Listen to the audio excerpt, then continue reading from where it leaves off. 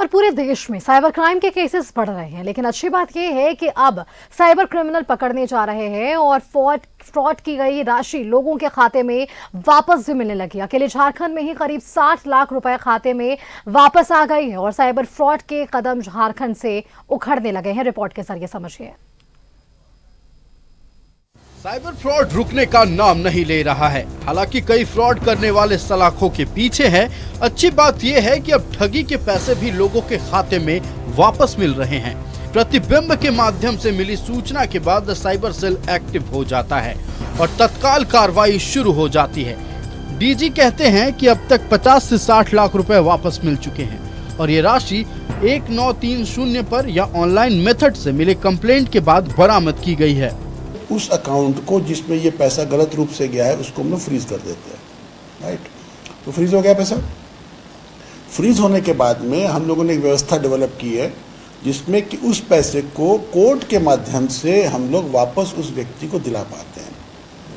तो ये व्यवस्था भी शुरू हुई है, हाल ही में शुरू हुई है और बहुत ज़्यादा हम लोग इसमें अभी सक्सेस नहीं पा पाए, लेकिन करीब 50 से 60 लाख रुपए अभी तक हम लोग इसमें वापस करवा पाए हैं लोगों का।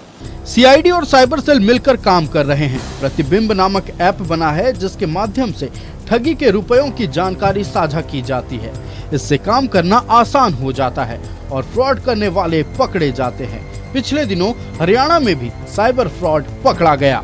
जो लोग झारखंड से क्राइम कर रहे थे उसमें निश्चित रूप से कमी आई है इस पूरी व्यवस्था से, लेकिन हो सकता है कि देश के अन्य राज्यों में अभी भी ऐसे लोग कार्यरत हो चुके हैं। उसके ऊपर हम लोग फोकस नहीं करते, वहाँ की राज्य पुलिस फोकस करती है। परंतु न्यूज़पेपर की रिपोर्ट से पता चलता है कि प्रतिबिंब के माध्यम से अभी हाल में हरियाणा पुलिस ने एक बहुत बड़ा ऑपरेशन ऐसे क्षेत्रों में चलाया था और करीब 50 ऐसे लोगों को एक ही रात में पकड़ा था और सैकड़ों mobile phone, SIM card, laptop, ATM card बरामद किए। तो इसका प्रचार पूरे देश में हो रहा है। सीआईडी कहती है कि साइबर फ्रॉड होने पर तत्काल 1930 पर कॉल करना चाहिए। प्रलोभन देने पर इसकी सूचना साइबर सेल को साझा करना चाहिए। बड़ी बात यह है कि साइबर क्राइम अब झारखंड से जो ऑपरेट होता था उसकी संख्या में बहुत कमी आई है। कैमरामैन हेमंत के साथ में शाहनवाज अख्तर, न्यूज़ 11 भारत, रांची।